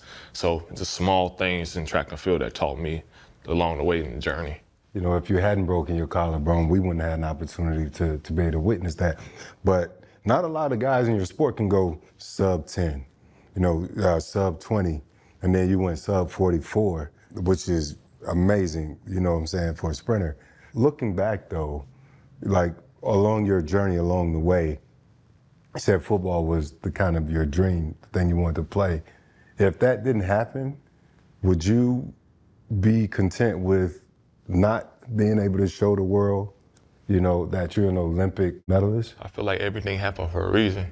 Football was not in God's plan for me to sit and talk to y'all about track and field. So I feel like my track journey is a blessing. It actually got me out. You know what I'm saying? I feel like if I was playing football and basketball, I'd still be in. Mm-hmm. When I say I'd be in, I'd probably still be in the streets. Mm-hmm. So track was my ticket out. The best thing I ever did is sign that professional contract and leave the state of Texas and go to Arizona and start my life. Mm-hmm. So if I was still playing football and basketball, I'd still be like my family. What's Taylor, Texas like? Taylor is Taylor, bro. I'm from San Antonio. Okay. That's all my people from San Antonio. My aunt and uncle adopted me, and that's when I moved to Taylor, Texas. Okay. So all my family's still in San Antonio, and no one in my family's in Taylor no more. They all back in San Antonio, or I've just moved my aunt and uncle to Miami at my house in Miami. So it's definitely a blessing. Taylor actually taught me a lot of stuff on the way, but my heart is in San Antonio, and San Antonio where all my family and everybody's from. Your aunt and uncle adopted you. Mm-hmm. What caused that? Because, you know, on this show, we really want to know, yeah. So my pops went to prison for murder. My mom still in the streets to the day, dopes and all that stuff. So it's definitely, and my aunt and uncle adopted 26 of us, like 23, and a lot of other family members in the house and stuff. Yes, that's why I'm like competitive. Like, you got to win-win situation. You know what I'm saying? So it's just like, my aunt and uncle adopted me, my cousins, family down the line, auntie and uncle was in the house. It was like 26 kids in the house all together, because cousins and them come and stay and stuff. So once I got adopted, it was all us in the house, and then my auntie and uncle, brothers and sisters come and go in the house and stuff. So it was just a lot of us in the house all together. So my auntie and uncle adopted me. You know, Fred, it's funny, when I watched you on Netflix, I was like, he got something different to him. And obviously it was like the polar opposite of Noah, who they were following. And in watching you at first, it's like, oh, he's just like a little country, you know what I mean? But then getting deeper into your story, you know, mentioning, you know, your mother and your father, Yacht, Virginia, who took all of you in. But when you talk about, if I don't sign that contract, I'm still in the streets. Mm-hmm. I think that's a statement that could go over the heads of a lot of people. What did signing that contract save you from? It saved me from a lot of things. If I look back right now, like my older brother, jail. Younger brother, jail. So me signing that contract saved my life. When I say save my life, it gave my kids the opportunity to get out the streets too. So it's just like, my journey, like, a lot of people don't understand, like, we all can go to school and stuff, but degree don't mean shit in our lifetime, because you can't really get nothing. Because, hey, only thing we know was sports, you know what I'm saying? And the only thing else we know was the streets and stuff. So that's the only two options that I feel like I had, but me signing that contract gave me a bigger light down the tunnel. Like, I got it. Let me leave the state of Texas so I can start my life and not have family around me. So the best thing I did was sign that contract, and I became a man once I left the state of Texas. I ain't had nobody to depend on, nobody to call to. It's just like me on my journey. Fred, you know, you mentioned that that's where your older brother is. That's where your younger brother is. In January, when you had I could say it, you were assaulted by the cops. What's going through your mind then when you thought, man, this contract got me out of that life. Mm-hmm. And now here I am, multiple cops on top of me, beating me, my girl screaming, yet they're still doing it. And then now you're behind bars in a place you never wanted to be. So as I look at that incident, it's just like, fuck. Like, shit happened. Like, you never thought it was happening to you, but the shit happened. So as I'm looking, I'm like, damn, I ain't think that happened to me. And still to this day, they never say I was arrested or say why they detaining me and stuff. The stuff just happened. Like, I'm like, damn, I try to get away from this life, and life just happened to be in front of me. Mm-hmm. So it's just like, it is what it is, but I know I got a bigger picture and bigger story to tell besides that, what happened on that day. Bro, what happened on that goddamn day? I'm not gonna lie. Everybody seen the video, bro. You know I'm the nigga that's gonna ask the real question. Ask the question. When you walking up, you got the $2,000 suit on. I saw your little short set. Yeah. What involved that? Like what happened on that day? So my girl got diabetes. We were going to the car. So I asked can we get in the car, and then that's when the behind police said walk around. As I'm trying to walk around, that's when the front police put his hands on me. I said, why you put your hands on me? And then that's when the incident went down. But still, right now, they never say I was arrested or no nothing. So as I'm trying to walk, they just start like, stop resisting. I'm like, I'm resisting what? You grabbing me? You grabbed me 5 different ways. But they try to slam me, but I'm not going to the ground. You strong as shit. Yes, I watched the video. Like right now, I said I can't go to the ground. Like you try to throw my face in the ground. Like we was talking like professional, and then that's when their balls try to drop because they couldn't manhandle me. Because they manhandle everybody else, but I'm like, bro, like we can like talk like mans. And that's when they just started yapping, and then they once I got to the ground, they started hitting me in my head, hitting me in my side. My ribs still fucked up right now. Mm-hmm. So it's just like, and then I got MRI for the side, like I got a bruise on the side of the left of my head, but it is what it is, but it's not is what it is, because if it was a regular person, it would went underneath the wrap. Mm-hmm. But since I'm a high profile athlete, it ain't going underneath the wrap. Miami police been doing that for years to come, but enough is enough, I would say. I actually know exactly what you're talking about. 2008, leaving the club one night, just chilling, and they just surrounded me and my homies, and they slammed me on the trunk of my car, took me in, the whole thing. That was around 3:30. 5:30 news came on. I was on the local news, the same similar situation. But the thing is, you know, a lot of times people go to South Beach and you think it's just chill, it's sweet. The crazy part about that was my second time on South Beach since I live in Miami. See, South Beach is crazy. Yes. People got it up that South Beach is as glitz and like glam. spring breaks. That ain't where you want to be at doing anything crazy. But you was just chilling, not saying you were doing I was crazy, just chilling. I ain't do nothing. But just can imagine what happened to all the other people, especially the younger people. So that'd be a lesson, man. If if you can get anything out of this, hopefully people can see how to avoid certain situations. But going back to when you said you was doing stuff on your own, or whatever, track is an isolating sport. Mm-hmm. You know, it's just you, the lane, and the race. As you started to rise through the ranks, become more popular and famous, what or who kept you grounded or keeps you grounded? I said what kept me grounded is probably my aunt and then all my brothers around me. But not on what kept me going is my kids. Mm. So those are the most important, I would say. Like my aunt kept me grounded, and me trying to get out of the situation. My childhood growing up, like that kept me grounded, because I promised in my head I can't go back. Mm-hmm. Can't go back. I keep on pushing, because I know the life, if I ain't do this, I know what I'll be doing. Right. Definitely won't be doing nothing illegal. Mm-hmm. So it's just definitely, that's gave me the opportunity to do the stuff in the right way and better understand business too. Mm-hmm. What age and what number? I was gonna say, because best I ever ran was a 4.51. I know you ran better than that. Yeah, I saw your race against Quincy. I was 40 years old, nigga. Don't start. I was 40 years old when I ran. Quincy ran. But I ran a 4.51 in the 40. What you run, Fred? A 4.28? What you ran? Yeah. 4.28. Fred was a blaze. But there was a time when you knew you were special. Uh-huh. What race, like Freddie hit it, bro. You hit 9s, like. You wanna know? I ran 11.4. That was my best ever 111. I can tell. Man, I'm gonna go over there and grab you, little skinny ass. Best I ever ran in my life was 11.4 in high school. When was you like, shit, they gonna pay me to run these races? When I came out my mama.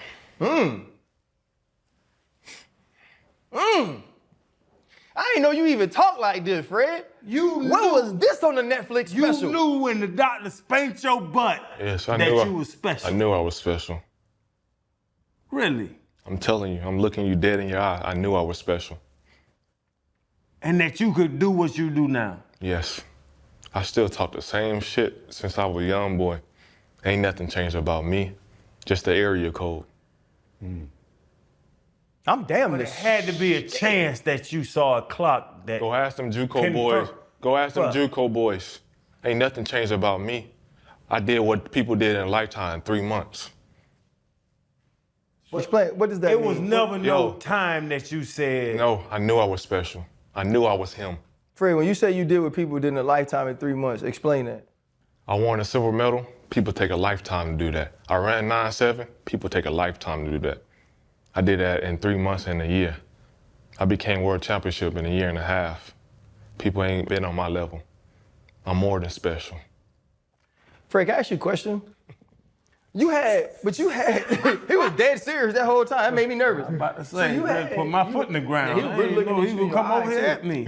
Bro, like when you were watching the docu-series, I ain't watched it, but I watched it. I'm talking about when I was watching it. When I watched the docu-series, you were painted as the quiet one. Mm-hmm. You were painted, it wasn't that you seemed less confident, but you definitely seemed less apt to talk about. see, if they actually put everything in them videos, So you did talk your stuff on. I talk. See, that's not their reality on them TVs. I definitely talk. I would not stop talking shit. I'll talk shit in the back behind the call room and all that stuff. That's what they want to show. It's more to all that stuff. They follow me around. I talk shit, but that's what they want to show to the world. It almost seemed like you Was the villain? were the villain Of to course. Noah Lyles' hero. Of course, The guy everybody That shit is funny, huh? listened to I'm and that like. guy. Noah really not on my level. I'm telling you that as a man, dude not on my level.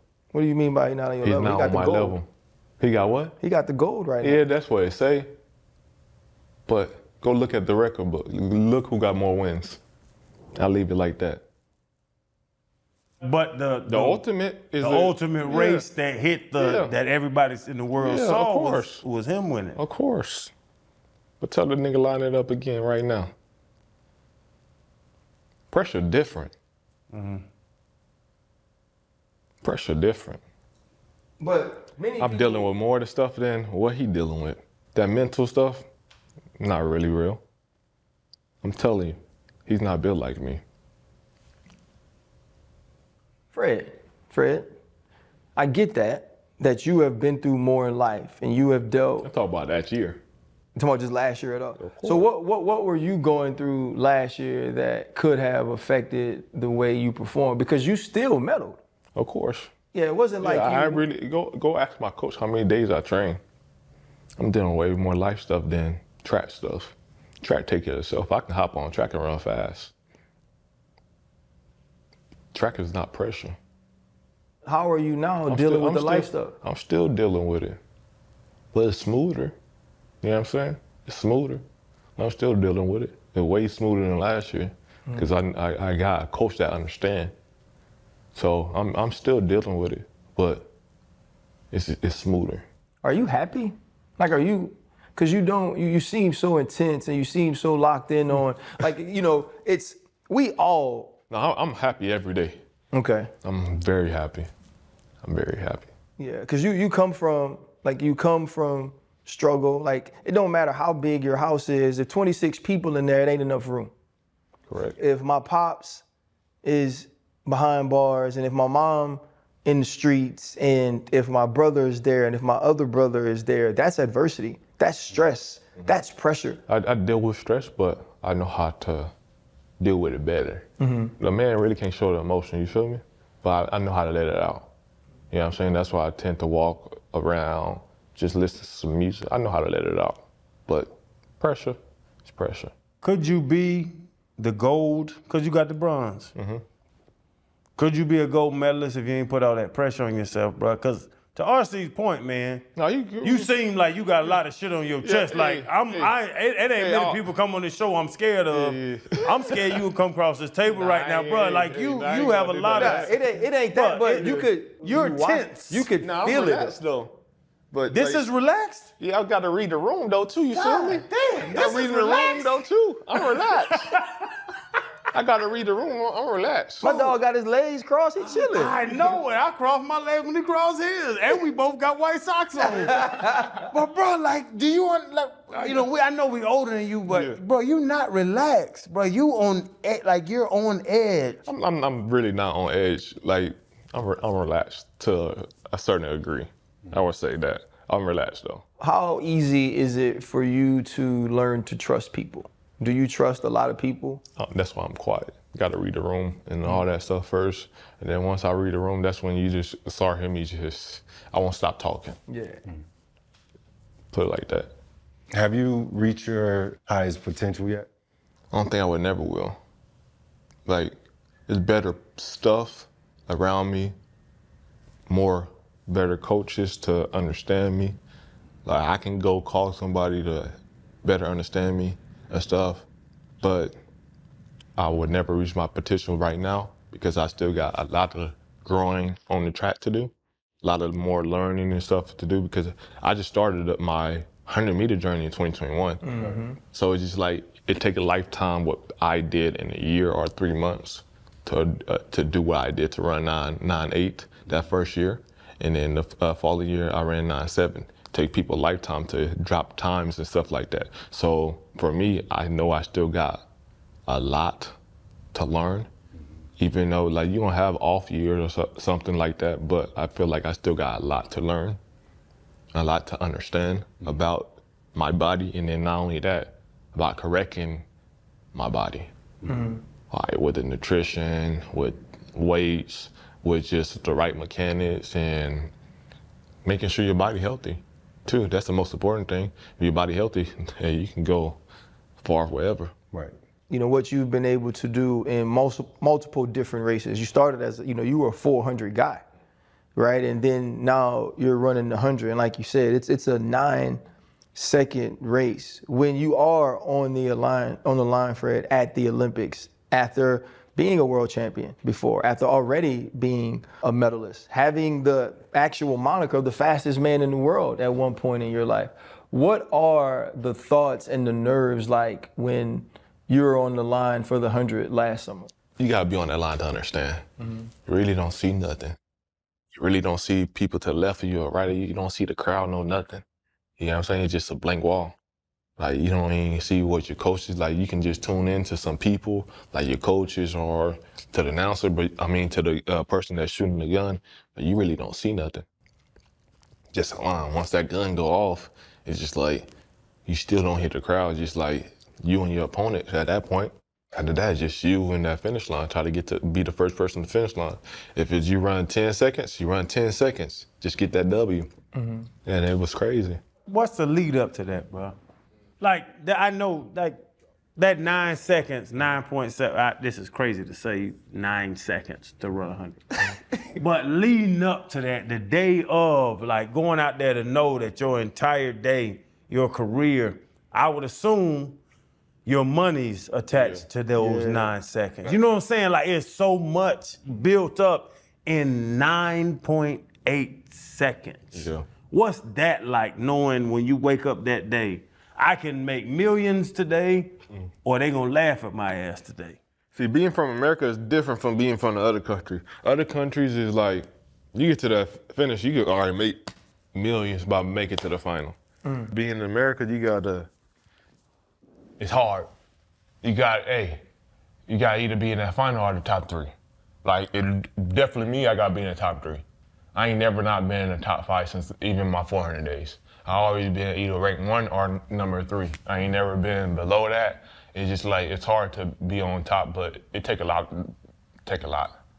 Like that day of, it was just like, I don't have no routine. Only routine is just going to teammates and just talk shit, you know what I'm saying? It's just like, that's what energized me, but all my teammates know, like, everybody don't do what I do. So in 2023, me not judging the line, not judging the people around me, cost me not to make it to the final in 2023. So back in my mind, I switched coaches, came back to the drawing board and told my now coach, 23 is not happening again.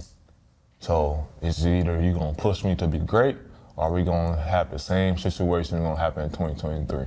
And the semifinal is final. You can't misjudge the semifinal because that is the final. What do you mean by misjudge? Like, if you go watch my 2023 race, I thought it was easy, but that's when somebody just came and passed me. Mm-hmm. You know what I'm saying? Now you gotta wait till the next group of people see my time end up in a final. It didn't, so I said that can't happen again. You actually got to run all out in the semifinal to make the final. Because that one person that don't got no contract or don't got no care in the world, he don't care about you. He trying to be in the same position as you. Mm-hmm. So basically what happened, I just misjudged my time to get to the final. And 2024, I just said, forget it, and just let me go run it wherever in my legs. Mm-hmm. So paid off in 2024, but I still feel like in 2024, just misjudged it too. So it is what it is, but. Is a bronze medal a failure, right? Because in our sport, mm-hmm. you win the Super Bowl or you don't, right? Everybody, the other 31 teams fail. In the Olympics, 3 people get to stand on the podium. There's a gold, there's a silver, there's a bronze. You've been in all those places mm-hmm. before.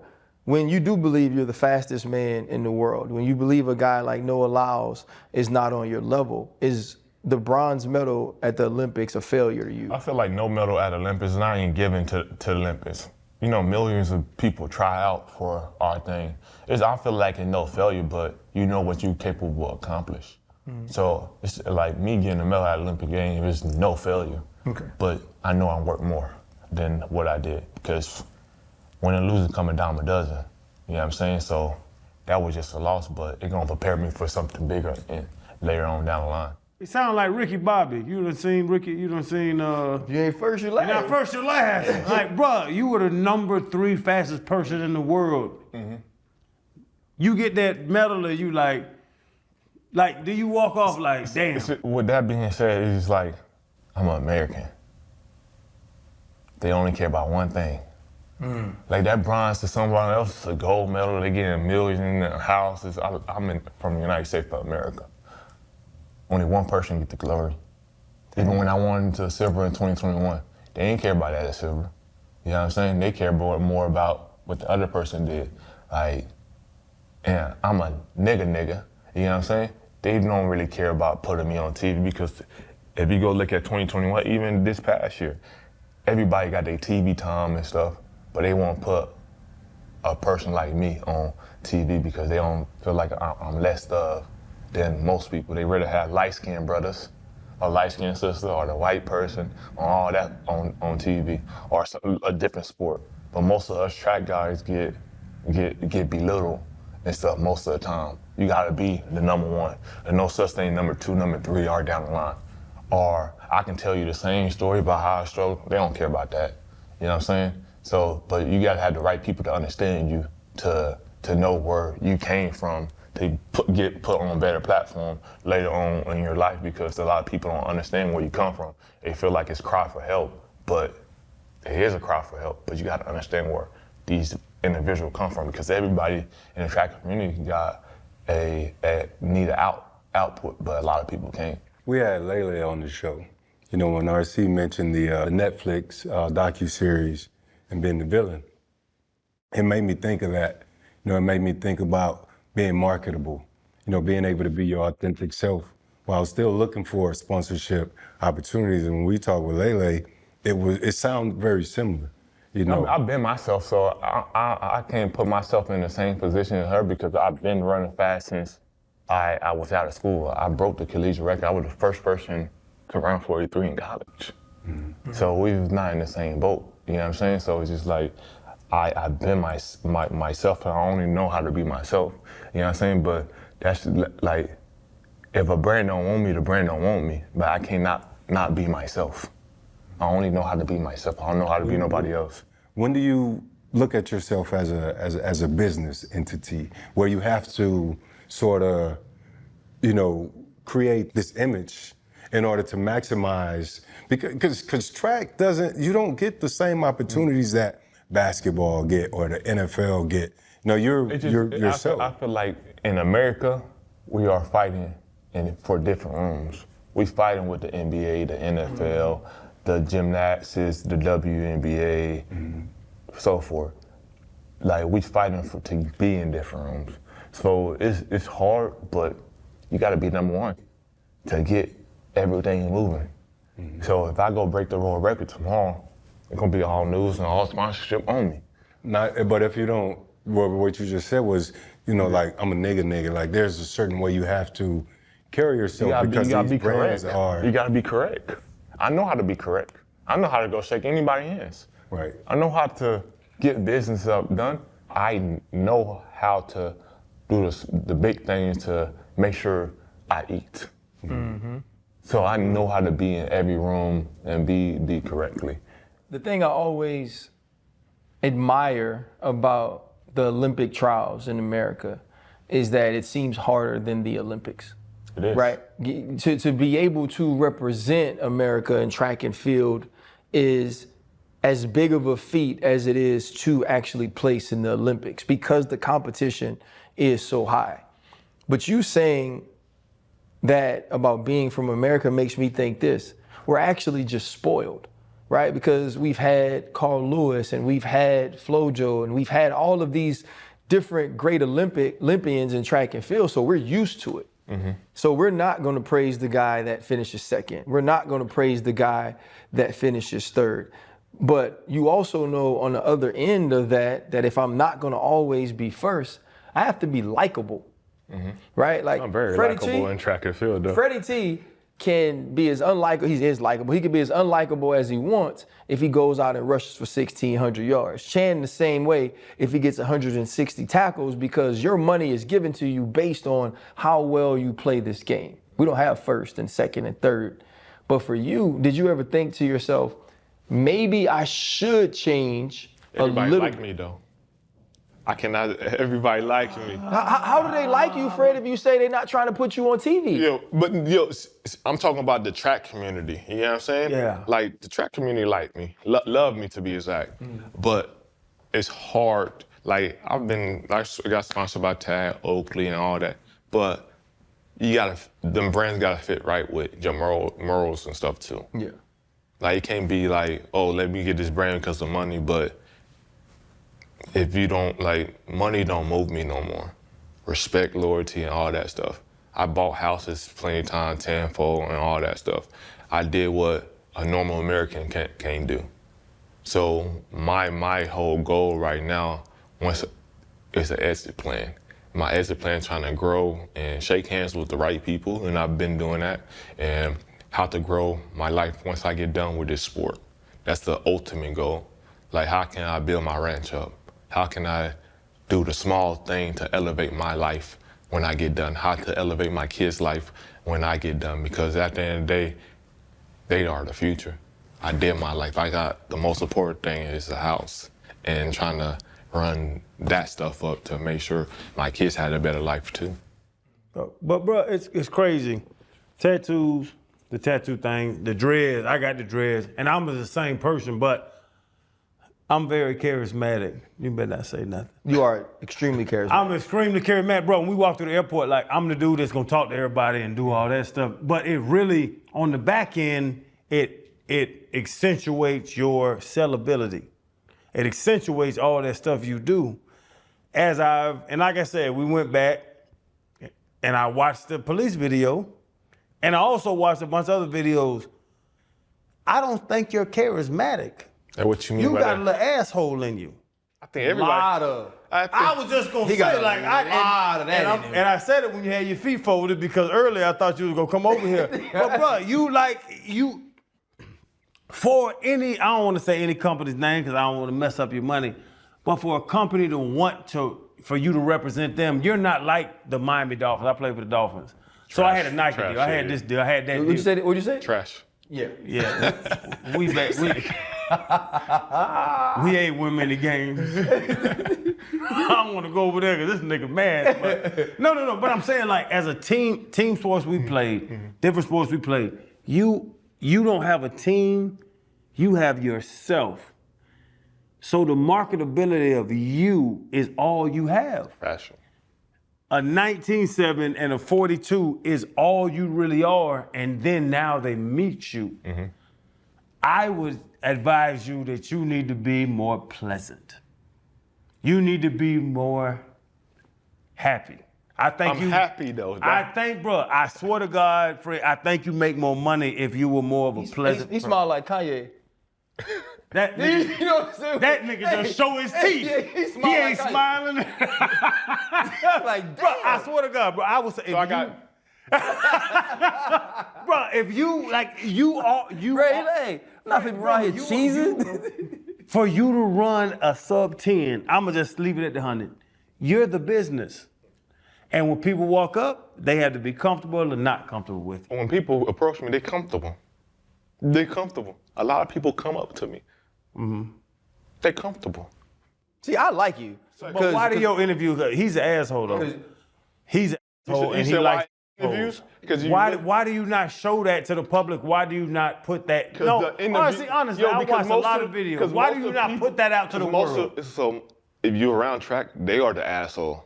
You gotta watch how they interview. They ask stupid questions. That's why a lot of track athletes don't like talking to these. They are assholes. That's why they giving us new faces of our peers to come and interview us. I am very open, but most of these old people got to wipe out and bring all the new faces in. Because most of these guys been around Carl Lewis and all them guys and stuff, so they don't know how us youngest generation is. Most of them, like, you getting new faces that interview, and I'm more open to the new faces and stuff. But all the old people, they need to wipe out and bring all the new faces. Track is being flipped upside down, and all the old people wiped out, and all the new people coming in. So I'm actually open up to a lot of people.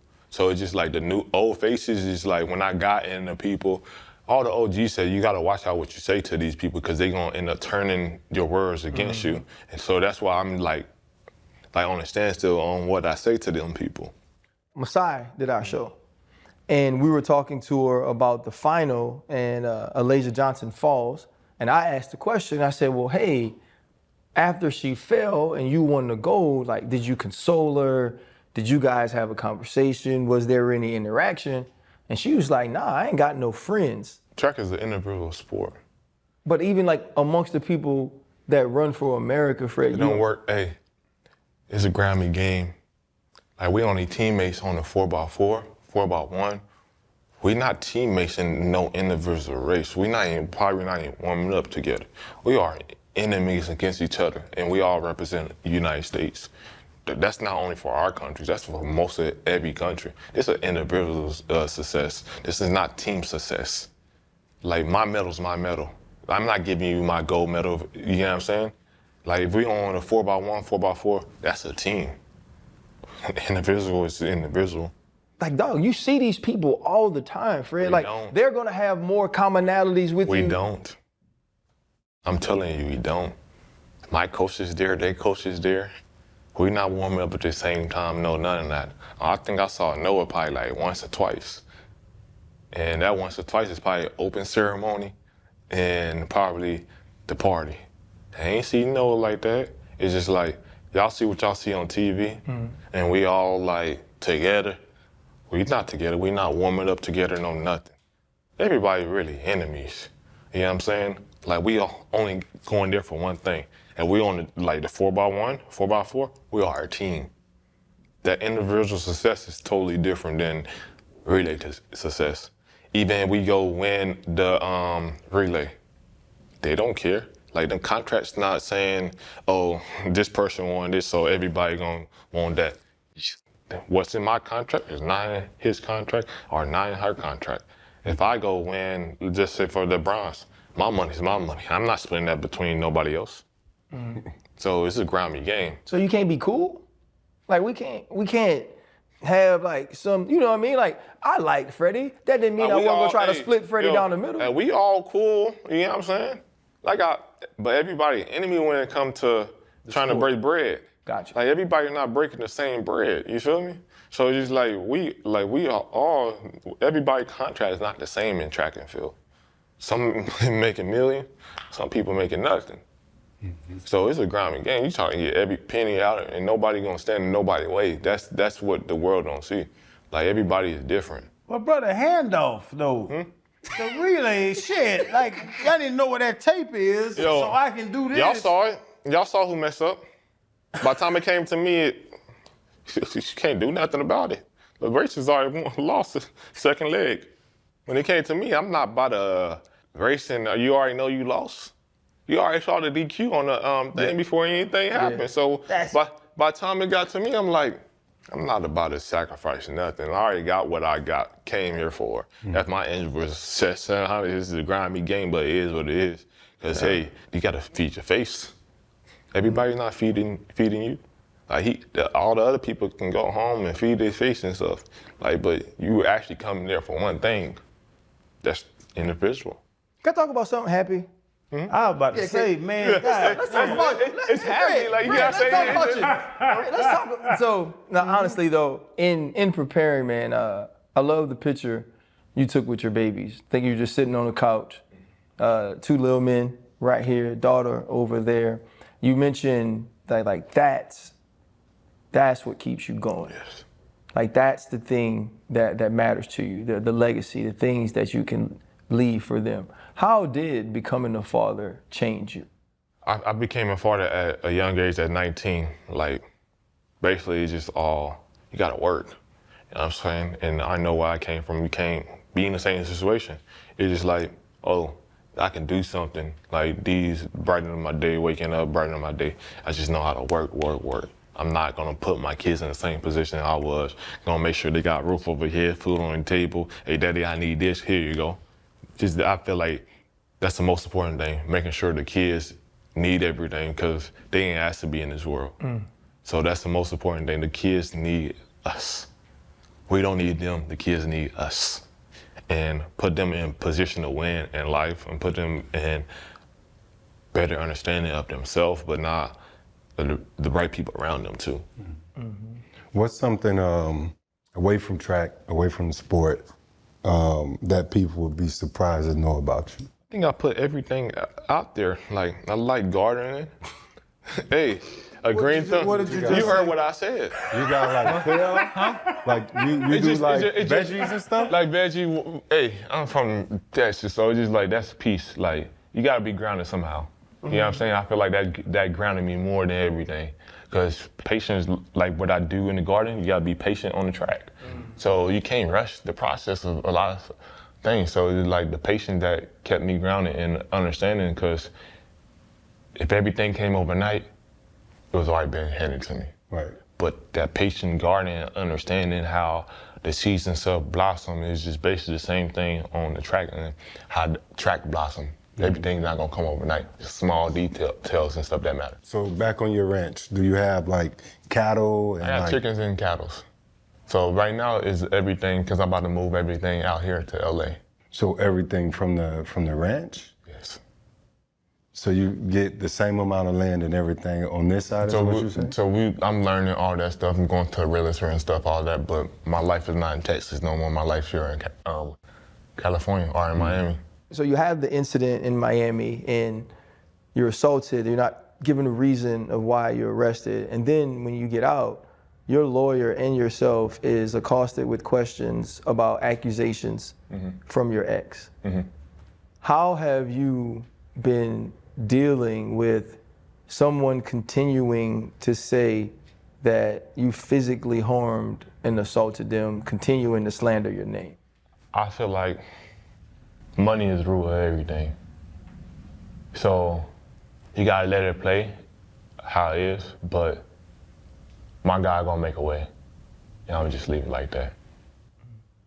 So when you think about your kids, obviously that situation has to play into it. How do you just continue to let them know that no matter what that situation is, they're the most important thing in the world to you? My daughter texts me every day. She even texted me this morning. So as long as I can talk to my kids, that's the most important thing. But I just want to hold my babies. Yeah. That's the most important thing to me right now, holding my babies. Yeah, man. I couldn't imagine, you know, mine are older, but I couldn't imagine being in the place where I couldn't do that, man. So for you, I really hope, you get that opportunity again. I can tell how much you love them. I can tell how much they mean to you, and having to deal with that sort of separation for fathers, we all are, that's an impossible situation to manage, man.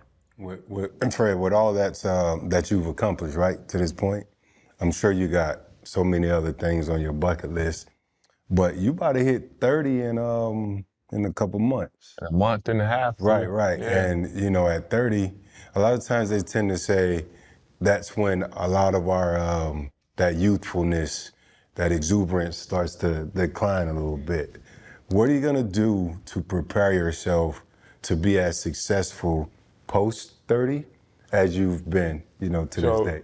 I'm basically educating myself on the world. Track gave me the opportunity to travel the world for free. Mm-hmm. So I got friends and a lot of business people all over the world. So it's just better even by me signing that contract, it gave me an opportunity to be in bigger rooms and all that stuff. So that gave me the opportunity to shake people's hands.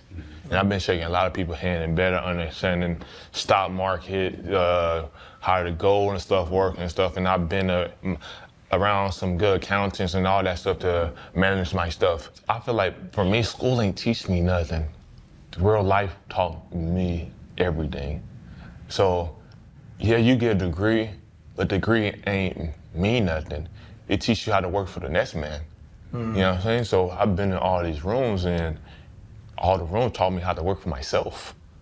So it's just like, I've been more educated to have business. I got a barbershop in Miami, so it's just like the small detail how I've been all around the world and been in the rooms that people taught me how to better understand how to know the value of a dollar. Well, bro, what's the future? Because I don't even know, like, the retirement. We all knew, RC tells a story, he tells a story about when he couldn't do what he did. You say he couldn't break on the 7 route.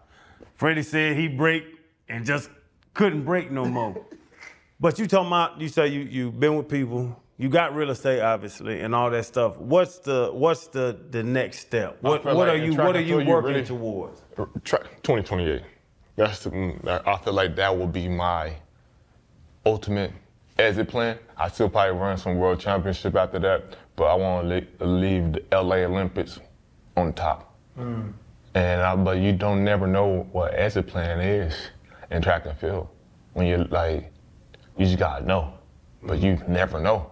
Because if you go look at, I'd say the 400, Michael Johnson, he ran the world record older. Mm-hmm. You know what I'm saying? You never know. Like, you gotta stay healthy. Justin Gatlin just retired like 2 years ago. So you don't know, at 40 years old, you just don't know in track and field. You gotta stay healthy. Make sure you invest in your body. Just make sure you run fast and make sure you get treatment and all that stuff. You never know in track and field when the time is right. It's just like, you just gotta know. But just know, I would know when my body's not right. Give me the numbers, bro, because y'all got on me earlier about the numbers. 100, 200, 400. When you can't break that number, I'm about to go to Bahamas with my old lady and we about to go fishing every day. So you just don't know. But just know if I start running 10 consistently, week in, week out, and not once I can't perform at a championship, you gotta go. Let me ask you this. Of all of those records, like I said, you're the most versatile sprinter that I've ever seen. But of all of those times, right, which one of those do you think you can turn into a world record? So for me, I feel like the 400, 400 was new to me too.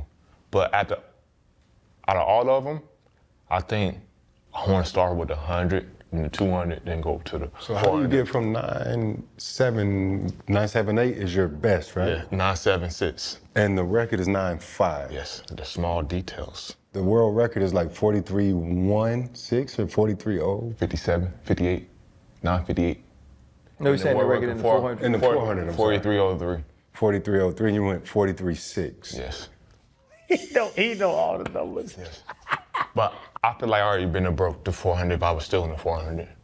Okay. But there's no money in the 400. Because you don't become the fastest man in the world if you win the 400. They don't say that. Yes. Got it. Yeah. Makes sense. You go to the Olympics, They only looking at the 100. Mm-hmm. They ain't looking, like they looking at all the other races, but the main thing is the 100 and then the distance races. Like nobody care about the middleman. The middleman is 200. They care more about the 400 than the middleman. Yeah. And then the 100 is, like, you get everything you want. Right. So 978 to 95. The small details, like the small details. You gotta hit everything right. The small details. Gotta make sure you get on your nutrition, good in the weight, not missing stuff. Mm-hmm. Hey, when you bang up, gotta get on that table right away. Mm-hmm. Like you gotta be able to talk to your coach, my body's not feeling right. And your coach gotta be the one, okay, let's switch it up. Let's go to the pool. Let's go to the beach. You gotta do something the opposite. We're not on the track every day. Mm-hmm. Yeah. Right. Like, you can't be on the track every day and think you're gonna just run fast, because if you're on the track every day or even in spikes every day, something gonna have to give. Yeah, something gonna break down. I'm from Louisiana, and in those sorts of places, those sorts of communities, faith is a huge thing. I think your first tattoo was about Psalm. Yeah, on my rib. 104. Yeah. How has your faith played a part in It your never life? changed. Hey, my faith will go a long way, and I know where my blessings come from. So my faith was, like when my aunt adopted me, my faith was getting to walk home after junior college, getting the scholarship to A&M, signing that professional deal, being #1 in track and field, having the right support team for me, moving to Arizona, moving to Miami. That all come with faith. Yeah, you just don't do that like just to do that. Like you got to start and believe in yourself at one point in your life. Because if you don't believe in yourself, who else will? I've said it before on the show, bro. Everybody is praying in the locker room, both teams. Who's God listening to? I used to do it too, bro. I swear to God. Hey, I think he listened to everybody just who dropped the biggest bomb. Hey, it's what it is. Hey, that's kind of my point. Yeah, like, I'm over here talking about. Got faith, but hey, the small details. If you're not grinding right, how you gonna be successful? Yeah. Like what come in the dark, you're gonna come to light. If you're not in the fields, how you gonna get that trophy? How you gonna get that? If you're not grinding right in the background, you can pray all day, but still it come down to you. So if you don't believe in yourself, if you ain't doing the small details right, how you can continue to pray all day long, but small details work. Faith without works is dead, man. Yeah, you see who's really working. Yeah. Like I pray every day. Like people pray probably more than me, but I know I pray more than a lot of people. But it all come down, is you really working? Because I can go and not work out for weeks, still pray, and it gonna cost me. Yeah. Like you gotta work too. You can pray all day, but if you don't work, that prayer, he hearing you. But he also say you ain't mean to get that because you really ain't put the work in. Yeah. Fred, we always ask our guests what's their biggest pivot in life. That's like the one moment you can look back on and say, without this moment happening to me or for me, I wouldn't be who I am today. If my ankle was not hurting, I would never been in the position to run 100 meters. Okay.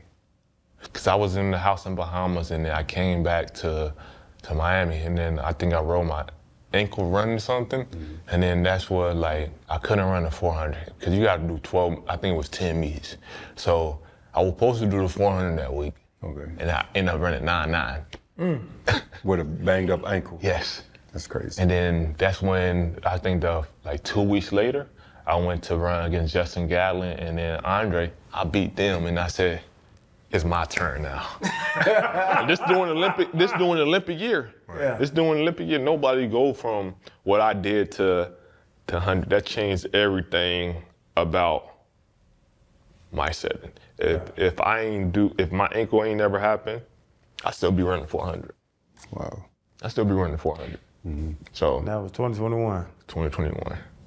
So that's what happened. If I ain't do that, and I still be running 400. Still talking my shit. But I still do. I still be like, if my ankle ain't never messed up, I still be doing the 400, and nobody would know nothing about the 100. So the next time you step on the track in the 100, and if Noah Lyles is in the blocks next to you, You know we talk shit. what we got? We talk shit. No, I'm saying what's the outcome? What It's gonna we be got? me. If I'm in the race, I'm expecting to win 100% of the time. Who you think gonna win out of Noah and Cheetah in the 60? Oh, it's Noah. It's different breed. Cheetah did that stuff in college and all that stuff, but I'm gonna have to pick the track guy. Like, Cheetah fast in his own right, but track speed is different now than he was when he was running in at Oklahoma. It's not the same thing. And the last thing before you go, if it were you and Cheetah, who you got? Well, not who you got, but what we got. It's only me. Okay. I would literally belittle him. I would look at him. I would literally belittle him. I'm a DB. He won't get past no routes. Okay, all right, Fred. Hey, Fred. No, Fred. No, I'm listen. telling you, he won't Hey, get bro, no routes. I know people. No, I know y'all come on these shows. No, and I'm y'all not coming feel on. like I'm you not can coming say on no whatever show. the hell. I'm being real. Fred, Hey, tell them line up. Fred, you see how the you Dolphins would beat him signed in the him? race. I Fred. would beat him in the field too. No, you would not. Bet. Bro, he Bet. would cook you. No, he wouldn't. You still can cover? Yes. No, ain't nothing Fred, changed. don't because y'all got this. Hey, and I will fuck all y'all up too. Fred Curley. Fred Curley, there's no shot. There's no shot. bet. In a race, 100%. Bet. I bet whatever you want. And obviously, track money paying really good because I know I ain't got a house in Dubai, the Bahamas, Miami, a ranch, and a place in Los He got a Angeles. black shirt with a Louis Vuitton patch. Yeah, hell no. Well, black You got tee. that skims money too. Fred, there is no way. I'm telling you, I can. But you can't. I can. Now, you got, like, this is me talking in real reality. I can. What your stance look like? That's the test. What your stance Oh, I'm look a like? DB, man. Come on, man. Like, come on. That's offense. I can do like offense, this. Fred. I can do like this. I can cover ground. What you talking about? He can't catch the deep ball on you. He can. You can't stop. Yes, I can. Fred, you can't Yes, I stop and can. get out. No, I'm about to say You change of can't. direction though. I can change of the direction. I don't need to When he right come now. up, top, Yo, when he you run the got him. comeback. When he run the comeback, though, you I flying can that show way. you my highlights. I believe. Well, Fred, Yo. Fred, you one of the fastest humans that's ever lived. I know your highlights are good because people let me can't tell catch you. you. Let me tell you this. I'm not Usain because he can't play football. You talk about my real background. My real background is not track and field. My real background is football. Ain't nothing changed. I'm telling you that. Nothing Fred, changed. a lot has changed. Nothing changed. Because you're saying. Hey, they don't even get tackled no more. Fred, but They don't even get tackled no more. Confidence. Fred, you're saying They don't even get tackled no more. they don't get tackled. I get Hey, it. flag. You can't do nothing. Flag. You touching me too much. Flag. Confidence. Listen, the confidence is contagious. Football, but- Bro, this was not on sprint. He did not act like this on sprint. I actually did. They ain't covering me. I actually did talk like this in sprint. They ain't covering me. You did not act like this. I'm telling you, they have 100,000,000 hours of us. They follow me to different. Yeah, they follow us everywhere. Fred, They before- even came to my house in Miami. They follow us. They came to the track over here. They follow us. They just showing you what they want to present. And some of the stuff on the new one, it was what I did on the old one. So it's just like they ain't really do nothing. Then in the first one, they started halfway. So that stuff fake. It was more people supposed to be on them shows than what it is. So when before you came here, I was like, man, I watched him on sprint. He a little quiet. That is not true. That's what he said coming in. Yeah. He was like, Fred gonna be quiet. He ain't really gonna talk. I'm saying, shit. I'm around. You know what I'm saying? So I can talk I about. don't heard you pop off. Yeah, so All love, come on. man. Yeah, I like you, man. I appreciate you, I'ma boy. be there, bro. Hey, he all right, dog. Bro, yes, sir, man. Real He talk. talk big All right, money. man. Respect. But All right. Tyreek could tear him out the frame.